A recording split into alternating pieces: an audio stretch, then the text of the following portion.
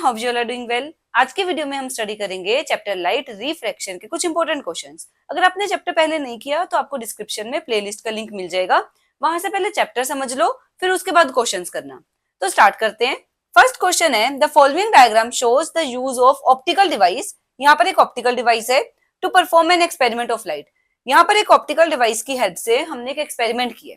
MCQ है, as पर the arrangement shown the optical device is likely to B.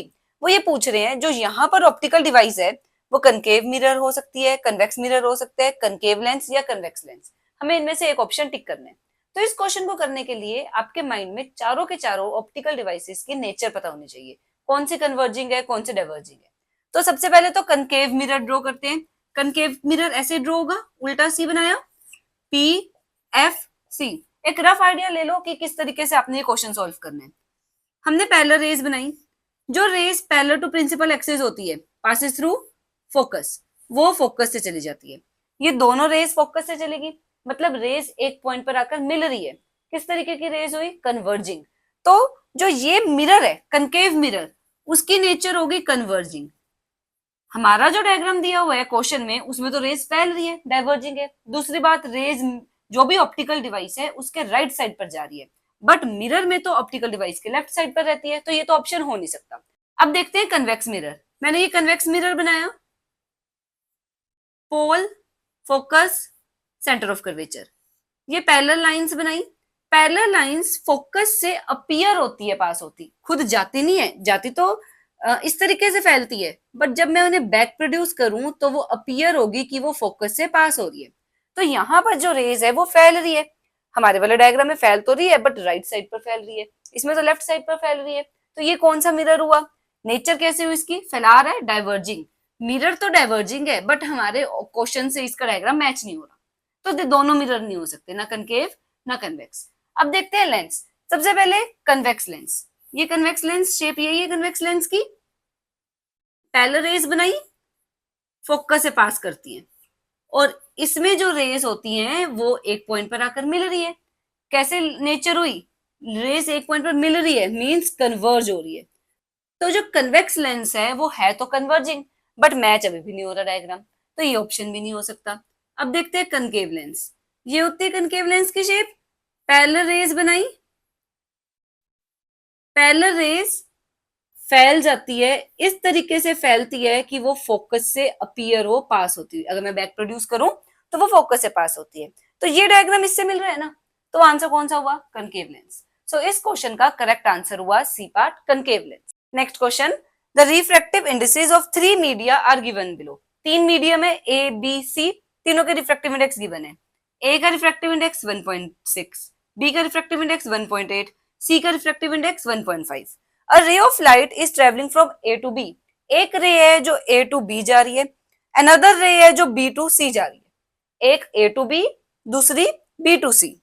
In which of the two cases ray bends toward the normal and in which case speed of light increases in second medium? ये दो questions के answer करने हैं। सबसे पहले तो समझ लो, जो जिसमें रिफ्लेक्टिव इंडेक्स कम है वो रेयरर, जिसमें रिफ्लेक्टिव इंडेक्स ज्यादा है वो डेंसर। तो जब लाइट A से B जा रही है, 1.6 रिफ्रैक्टिव इंडेक्स है, 1.8 रिफ्रैक्टिव इंडेक्स, 1.6 वाला होगा रेयरर, 1.8 वाला होगा डेंसर। तो A टू B में रेयरर टू डेंसर है। B टू C, जो लाइट B टू C जा रही है, 1.8 रिफ्रैक्टिव इंडेक्स से 1.5 रिफ्रैक्टिव इंडेक्स, ऊपर वाला डेंसर मीडियम है, नीचे वाला रेयरर मीडियम है। तो B टू C में डेंसर टू रेयरर जा रही है। क्वेश्चन में उन्होंने पूछा है किस केस में रे बेंड होगी टुवर्ड द नॉर्मल। हमें पता है rarer to denser bends toward the normal, denser to rarer bends away from the normal. तो toward the normal rarer to denser में है, सो आंसर हो गया ए पार्ट। तो जब रे ए टू बी जाएगी तब रे बेंड होगी टुवर्ड्स द नॉर्मल। तो आंसर ए पार्ट का आंसर हो गया when ray travels from A to B. जो first ray A to B जा रही थी वो टुवर्ड द नॉर्मल बेंड होगी। अब स्पीड, रेयरर में स्पीड ज्यादा होती है, डेंसर में स्पीड कम होती है। जिस मीडियम में स्पीड ज्यादा है मतलब वो रेयरर मीडियम है, जिस मीडियम में स्पीड कम है मतलब वो डेंसर मीडियम है। तो यहाँ पर जब ए से बी जा रही है, रेयरर टू डेंसर जा रही है, रेयरर में स्पीड ज्यादा, डेंसर में स्पीड कम। तो इस केस में ए टू बी वाले केस में तो स्पीड डिक्रीज हो रही है सेकेंड मीडियम में। बट जब बी टू सी जा रही है डेंसर टू रेयरर, डेंसर में स्पीड कम, रेयरर में स्पीड ज्यादा, रेयरर में स्पीड ज्यादा है मतलब denser to rarer speed increase हो रही है। तो बी पार्ट का आंसर होएगा when the ray travels from medium B to C, जब light B to C medium में ट्रेवल कर रही है। ठीक है, ये कंसेप्ट ध्यान रखना है, denser to rarer, rarer to denser होना क्या है, when light travel from rarer to denser bends toward the normal, denser to rarer bends away from normal, rarer में स्पीड ज्यादा, डेंसर में स्पीड कम। एक बार दोबारा सोच कर देखो क्वेश्चन को, समझ आ जाएगा, ज्यादा मुश्किल नहीं है। अब देख लेते हैं नेक्स्ट क्वेश्चन। क्वेश्चन है, क्वेश्चन लेंथी है बट आसान है बहुत ज्यादा। Noor a young student was trying to demonstrate some properties of light. Noor ने क्या करना था, प्रॉपर्टीज ऑफ लाइट को एक्सप्लेन करना है। उसके लिए उसने एक्स इनसाइड द बॉक्स, यहां पर कोई एक ऑप्टिकल इंस्ट्रूमेंट एक्स रखा है inside the box, and with the help of laser pointer made light rays passing through holes in one side of the box. यहाँ पर होल्स हैं, लेजर की हेल्प से उसने दो लाइट रेज इंसिडेंट करवाई। She had a small butter paper screen to see spot of light being cast as they emerge. जो बाहर आ रही है लाइट उसको उसने बटर पेपर के ऊपर ऑब्जर्व किया। What could be X that she placed inside the box? यहां पर उसने कौन सा ऑप्टिकल इंस्ट्रूमेंट रखा होगा, हमें ये बताना है।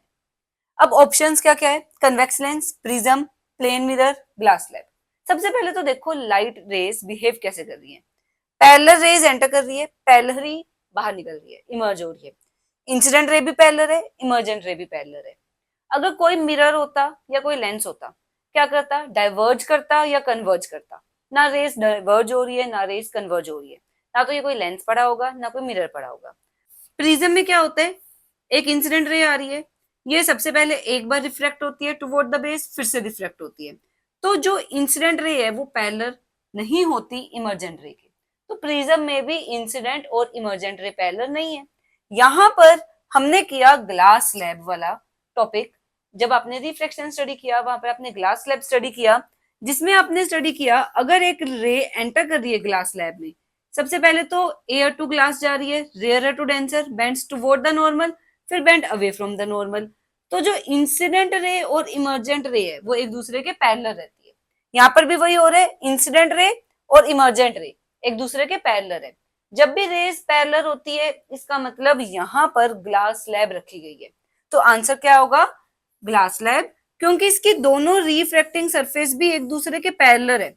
जब रिफ्रैक्टिंग सरफेसेस पैरेलल है तो इमर्जेंट रे भी पैरेलल होंगी, बट यहाँ पर रिफ्रैक्टिंग सरफेस दोनों की पैरेलल नहीं है, नॉन पैरेलल है। तो इमर्जेंट रेज भी नॉन पैरेलल है, इंसिडेंट और इमर्जेंट रे आपस में नॉन पैरेलल है। ठीक है, नेक्स्ट क्वेश्चन देखो। Refractive index of glass is 1.50। Refractive index 1.50 given है। What is the meaning of this statement? इस स्टेटमेंट का मीनिंग बताना है आपने।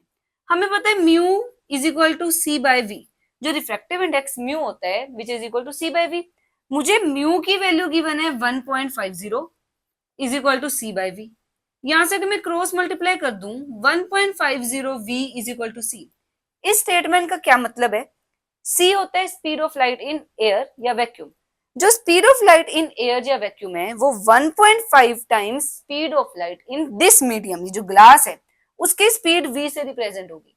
तो ये स्टेटमेंट क्या बता रही है, आंसर लिखोगे, it means speed of light in air या vacuum is 1.5 times speed of light in glass.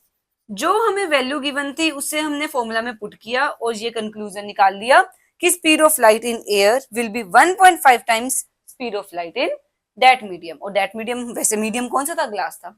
ऐसे आपको कोई भी क्वेश्चन दिया होगा आप उसको सॉल्व कर सकते हो। आई होप आपको जो हमने आज रिफ्रैक्शन के क्वेश्चंस किए हैं समझ आए होंगे। सो अब नेक्स्ट वीडियो में कंटिन्यू करेंगे एक न्यू टॉपिक के साथ। Till than happy learning.